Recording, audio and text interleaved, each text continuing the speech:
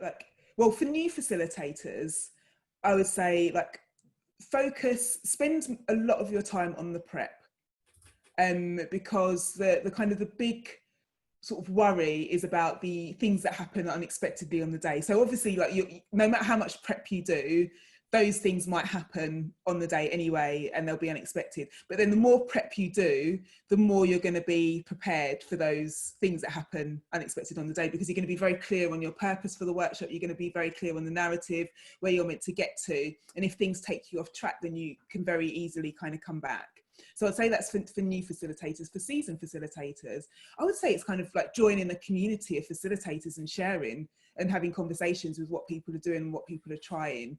There are, you know, whenever I do teach a workshop masterclass, and one of the things that I kind of don't do actually in the workshops masterclass, which people possibly think that I'm going to do, is teach workshop exercises. Because I think there's so many resources out there where you can find workshop exercises. That's not the challenge. The challenge is how to put together a good workshop and how to make sure that workshop has impact.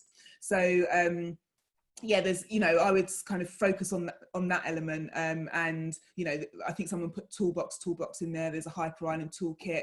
There's liberating structures, which I use sometimes. And then there's the, what's it called? Session lab as well, where you can find lots of, yeah, secret session lab. You'll blow people's minds with that. Oh, right, yeah, that's like everything, all of those toolboxes together in one place. So yeah. But I think the thing is that when you become a facilitator and you start facilitating, you start seeing opportunities for exercises everywhere. Like I remember reading a Harvard Business Review article once about thinking in opposites, and I was like, oh, that would make a really good workshop exercise. Or having a conversation with someone, thinking, oh, that would make a really good workshop exercise. So you're just kind of like filling your toolbox with stuff as you go through life. Like, that's a good question. Oh, I could use that next time in my workshop. So yeah, it's just about kind of gathering and hoovering up all of these ideas. Yeah, so that you might have your kind of prepared, planned workshop, but then you've always got stuff in your pocket that you can pull out if things start going in a different direction. Sure.